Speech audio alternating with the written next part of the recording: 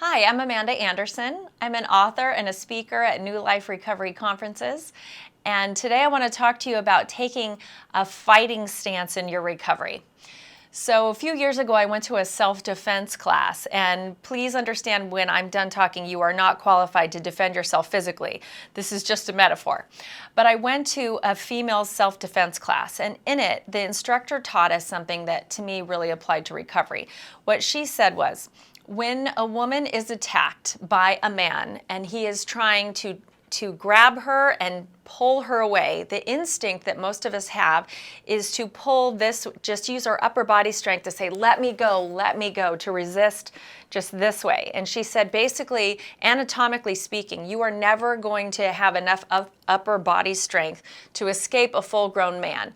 So instead of pulling away, let me go, which is a passive victim stance, instead what you need to do is plant your feet and close the gap between you and your attacker. If they grab your arm, you run at them and break that connection on your arm, and then you run away. You never pull away. You close the distance between your attacker and yourself. Now, this is a great spiritual model. If we look in Scripture, God never tells us to run away from the devil. Instead, what he says is resist him and he will flee from you.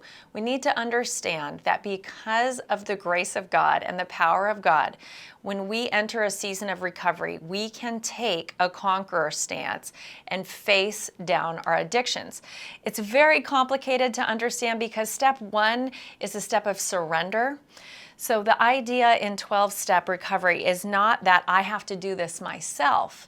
However, we do not want to look at something as serious as chemical addiction or relational addiction and believe that we can take a victim stance and just kind of sneak away from it. Let me go, let me go.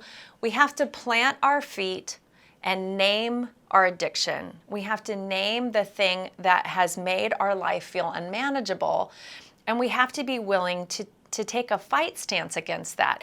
God gave us this inner free will, that rebel spirit, and we need to channel the rebel spirit that brought us to addiction and point it at our addiction. I will not be controlled by drugs and alcohol. I will not be controlled by pornography. I will not be controlled by relational addictions or abusive relationships.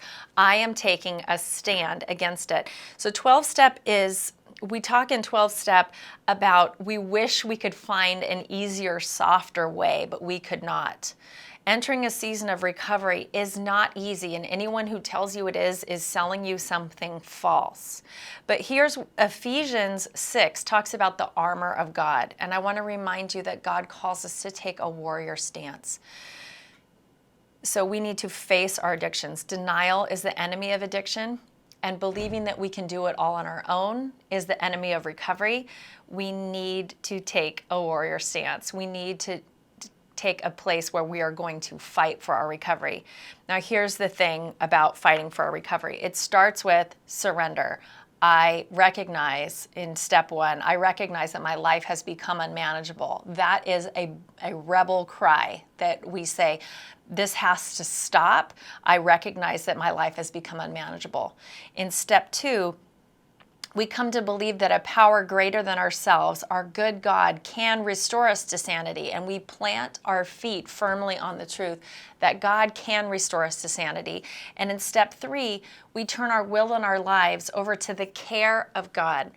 And I love the word care of God in step three, because what that means is we don't just give ourselves over to a God who doesn't care about us or is just going to manipulate or control us, but we surrender into a God that cares for us and places his protective custody around us. So that's why we can stand strong. When we go into steps 4 and 5, we take a fearless moral inventory. That is fighting language, where we have to write down everything that we see that needs to change in our lives that we hope that God can remove from us. And it is a process. I don't know anyone who did it without fear, but we do it with courage, which is overcoming fear. We write those things down because they're essential. So the final thing I want to talk about in taking a fighting stance against recovery is we have to fight our greatest enemy, and that is denial. We need to fight the urge to cover up, the issues that we're facing. In my community of recovering addicts, we talk about how do we define unmanageability. And unmanageability is present whenever I am minimizing or maximizing what's really going on. If I have problems with alcohol, I'm going to minimize to you how much I'm actually drinking.